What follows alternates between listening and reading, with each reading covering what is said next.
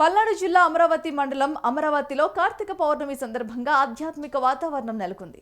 శ్రీ బాలచాముండికా సమేత అమరేశ్వరి స్వామి దేవస్థానం వద్ద పుష్కర ఘాట్లో కృష్ణమ్మ నది హారతులు అత్యంత ఘనంగా నిర్వహించారు. అనంతరం హంసవాహనంపై స్వామివారిని, అమ్మవారిని ఘనంగా బాణసంచ కాలుస్తూ స్వామివారిని ఊరేగింపుగా నిర్వహించారు. అయితే ఈ హారతులు ఊరేగింపు చూడటానికి తండోపతండాలుగా భక్తులు వచ్చారు.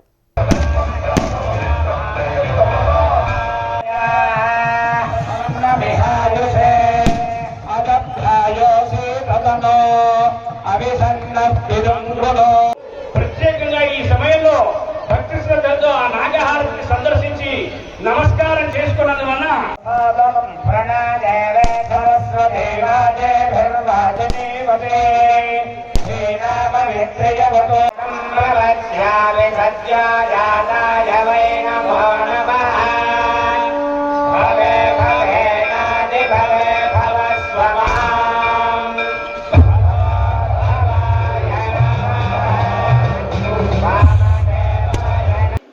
ఈరోజు కార్తీక పౌర్ణమి సందర్భంగా అమరావతిలోని అమరలింగేశ్వర స్వామి టెంపుల్లో ఎదురుగా కృష్ణానది అమ్మవారికి, కృష్ణమ్మ తల్లికి హారతి ఇవ్వడం జరిగింది.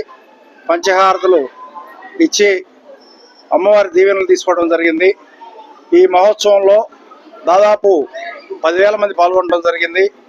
ఈరోజు కార్తీక పౌర్ణమి రోజున ఉదయం నుంచి ఇప్పటి వరకు స్వామివారిని 25,000 మంది దర్శనం చేసుకోవడం జరిగింది.